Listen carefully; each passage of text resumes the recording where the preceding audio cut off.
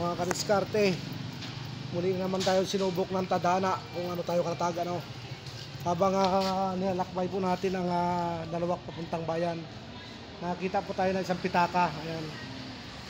Sa tubig po na dinaanan po rin, nakita tayo isang pitaka. Tingnan po natin kung may laman, ano po. Ayan. Tingnan natin kung may laman. Ngayon ko palang bubuksan.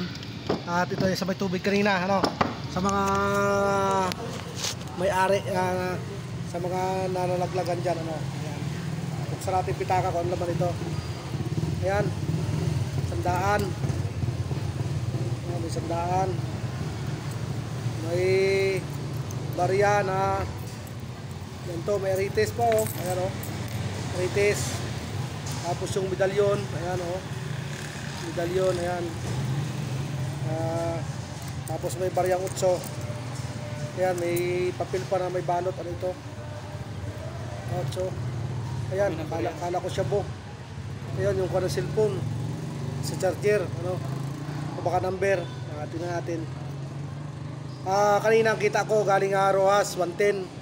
Parang nagruwas na rin sana ako 1.8. Hindi ako naggasos ng gasolina, pero hindi naman ako yaman dito, hindi rin ako hirap. Maliit sana pero malaking bagay din, kaya lang ay walang number. Ayan. Ayan, sa sinong may-ari nito, may ano ng charger ng cellphone, tapos arites. Ayan, malaking hikaw. Basta yung pitakas, tubig ko nakuha, oh. May medalyon. Ayan.